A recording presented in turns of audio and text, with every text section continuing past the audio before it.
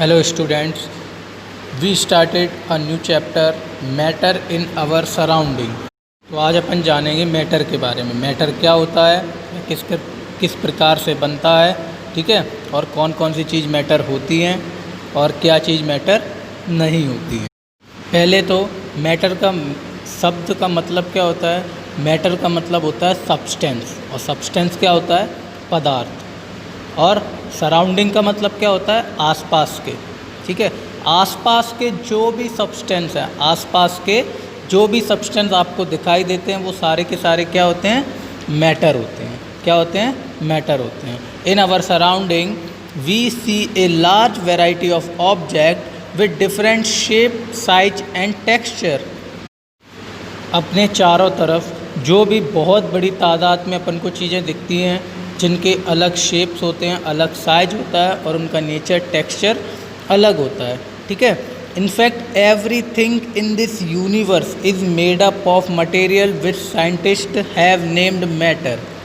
Okay, तो क्या बोला गया है कि यूनिवर्स में हर एक चीज़, समस्त ब्रह्मांड में हर एक चीज़ क्या है, साइंटिस्ट ने उसका क्या नाम दिया है, मैटर दिया है। चाहे वो हवा हो, पानी हो, पत्थर हो, बादल हो, स्टार्स हो, प्लांट्स हो, एनिमल हो, या फिर पानी की एक छोटी सी बूंद हो, ठीक है, या फिर एक रेत का छोटा सा कण हो, सारे के सारे क्या हैं, मैटर है। Air we breathe, the food we eat, stone, clouds, stars, plants and animal, even a drop of water or a particle of sand, everything is matter.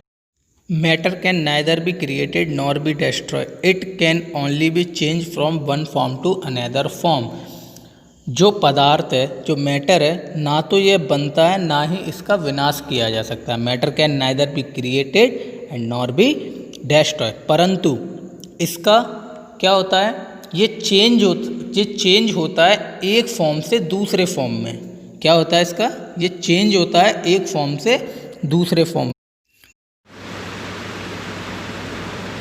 Matter के बारे में कि मैटर होता क्या है, ठीक है। तो मैटर क्या होता है, मैटर इज़ एनीथिंग। मैटर कुछ भी हो सकता है, जिसका कोई मास हो, जिसका कोई वॉल्यूम हो, ठीक है।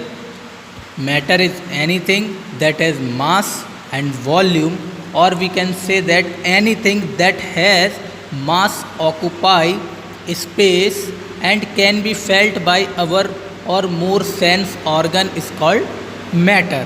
ओके, तो मैटर कुछ भी हो सकता है जिसके पास क्या हो, जिसके पास मास हो, वॉल्यूम हो, और अपन कह सकते हैं कोई भी ऐसी वस्तु जिसके पास मास हो और जो जगह घेरती हो, जो जगह ऑक्यूपाई करती हो, और जिसे अपन महसूस कर सकते हैं और अपने सेंसेस ऑर्गन के द्वारा उन्हें महसूस किया जा सकता है, वो क्या होता है, मैटर होता है, ठीक है। तो चलिए अब अपन जानेंगे किसके बारे में, classification of matter. Classification of matter को दो कैटेगरी में डिवाइड किया जाता है, अर्ली इंडियन फिलोसफर की कैटेगरी में और आज के युग के समय में। तो पहले के जो इंडियन फिलोसफर थे उन्होंने क्या बोला गया था कि मैटर को 5 कैटेगरी में डिवाइड किया जाता है। वो कौन कौन सी होती हैं, air, water, earth, sky and fire, और जिसका उन्होंने नाम क्या दिया था, पंच तत्व नाम दिया था। क्या नाम दिया था, पंच तत्व नाम दिया था। और आज के युग में मैटर को 2 कैटेगरी में डिवाइड किया जाता है। पहली है फिजिकल प्रॉपर्टीज़ और दूसरी है केमिकल प्रॉपर्टीज़। पहले फिजिकल प्रॉपर्टीज़ को देख कर मैटर को डिवाइड किया गया था 3 फेजेस में, it is solid, liquid and gases. और उसकी केमिकल प्रॉपर्टीज़ को देख के भी उसको 3 भागों में कैटेगराइज किया गया है। उसका नाम क्या है, एलिमेंट, मिक्सचर एंड कंपाउंड, ठीक है। तो बताइए अपन ने क्या पढ़ा है। फिलोसफर ने पंचतत्व नाम की 5 चीज़ें खोजी थी। उन्होंने बताया था कि इन्हीं सबसे क्या बनता है, मैटर बनता है। और उनके नाम क्या थे, air, water, earth, sky and fire. Okay, और आज के समय में 2 कैटेगरी में डिवाइड किया जाता है मैटर को।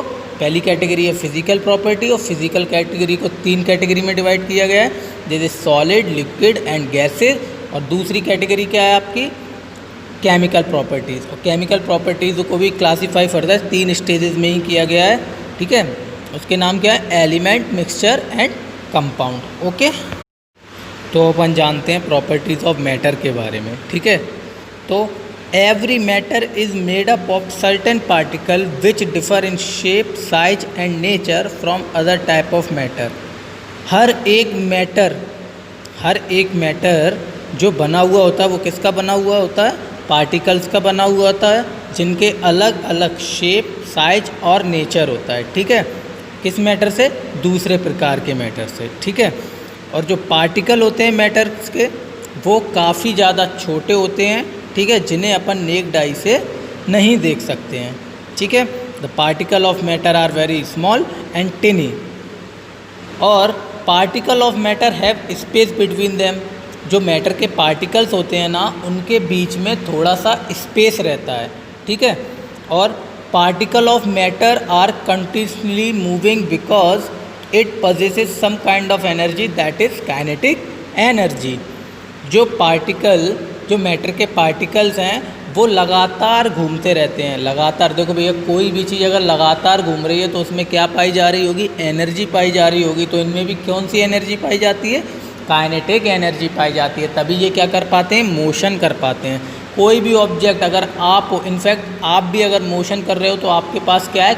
आपकी खुद की काइनेटिक एनर्जी है।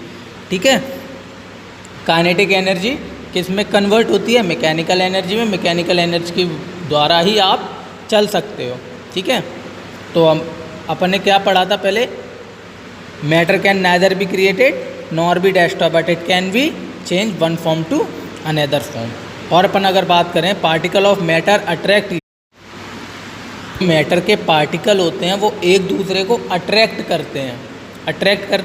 ठीक है, तो अट्रैक्शन हो रहा है किसकी वजह से हो रहा होगा? किसी फोर्स की वजह से, और उस फोर्स का नाम क्या दिया?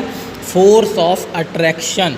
ठीक है, force of attraction exist between the particle, that is intermolecular force of attraction. ठीक है, जो पार्टिकल्स के बीच में लगने वाला फोर्स रहता है उसको क्या बोला गया है? Intermolecular force of attraction. Okay, अब अपन बात करते हैं स्टेट ऑफ मैटर की। स्टेट ऑफ मैटर को 3 कैटेगरी में डिवाइड किया जाता है। The first one is solid state and the second one is liquid state and the last third is gaseous state. Okay, तो अपन पहले जानेंगे किसके बारे में? सॉलिड स्टेट के बारे में। ठीक है, ठोस अवस्था। कौन सी अवस्था? ठोस अवस्था के बारे में अपन बात करते हैं। तो फर्स्ट पॉइंट इसका क्या होगा?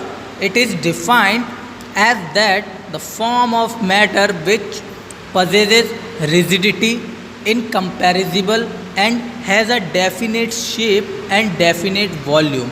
इसको अपन परिभाषित कैसे कर सकते हैं कि ये वह पार्ट होता है, ये वह मैटर का पार्ट होता है जिसके पास रिजिडिटी, कठोरता, ठीक है, और इनकम्पेरिजिबिलिटी, ठीक है, इसको आसानी से दबाया नहीं जा सकता है, ठीक है, और इसके पास कोई डेफिनेट शेप होगा और इसका कोई डेफिनेट वॉल्यूम होगा। वो क्या अवस्था कहलाती है? सॉलिड स्टेट अवस्था कहलाती है। ठीक है, solid have a tendency to maintain their shape when subjected to outside force. Solid के पास क्षमता होती है कि वो अपने शेप को मेंटेन करके रखती है जब उसके बाहरी रूप से बल लगाया जाता है। जैसे कि एग्जाम्पल के रूप में रबड़ जो होती है, आप उसको रबड़ को कितना भी दबा लो लेकिन वो अपने शेप में बाद में आ ही जाएगी, क्योंकि उसके पास टेंडेंसी होती है वो अपने शेप को मेंटेन करके रख सकती है। ठीक है, एंड लास्ट पॉइंट क्या है इसका? Generally solid have higher density as compare to their liquid और गैसेस। ठीक है, जो घनत्व होता है, जो डेंसिटी होती है ना किसकी?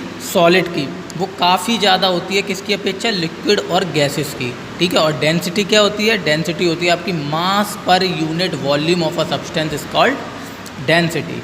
डेंसिटी कभी कभार क्वेश्चन पूछ लिया जाता है डेंसिटी के ऊपर, तो डेंसिटी का फॉर्मूला भी क्या होता है? Density is equal to mass upon volume. Okay, अब अपन देखते हैं किसके बारे में? लिक्विड स्टेट के बारे में, तरल अवस्था के बारे में। ठीक है, तो इसको परिभाषित कैसे करेंगे लिक्विड स्टेट्स को? It is defined as that form of matter which possesses a fixed volume but have no fixed shape it is defined as the form of matter, ये वह अवस्था होती है मैटर की जिसके पास उसका वॉल्यूम तो फिक्स रहता है लेकिन इसका कोई शेप फिक्स नहीं रहता है, ठीक है। और सेकंड, लिक्विड ऑलमोस्ट इनकम्पेरिजिबल, लिक्विड जो होता है उसे अपन दबा सकते हैं, ठीक है, ज़्यादातर दबा ही लेते हैं उसको, ठीक है। Density of liquid is generally less than that of its solid form, जो घनत्व होता है लिक्विड का वो थोड़ा कम होता है सॉलिड से, और गैसियस से घनत्व उसका ज़्यादा होता है, ठीक है। तो अब अपन देखते हैं गैसियस स्टेट के बारे में। गैसियस स्टेट को परिभाषित कैसे किया जा सकता है?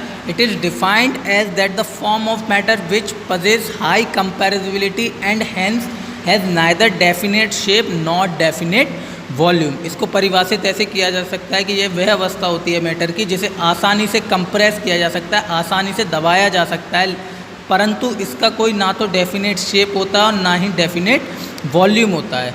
गैसेस जो होती हैं वो बहुत ज़्यादा कंपैरेबल होती हैं, गैसेस जो हैं वो gases are highly comparable. And the last one is particle move about randomly at high speed. इसके जो पार्टिकल्स होते हैं, गैसियस के जो पार्टिकल्स होते हैं वो काफ़ी तेज़ घूमते हैं, ठीक है। Due to random movement gases exert pressure on the wall of the container in which they are kept. इसका जो रैंडम मूवमेंट होता है वो क्या करता है, प्रेशर एक्सर्ट करता है, जिसकी वजह से जिस कंटेनर में ये गैस रखी हुई रहती है ना, उसकी दीवारों पर ये क्या क्रिएट करता है, प्रेशर क्रिएट करता है, ओके।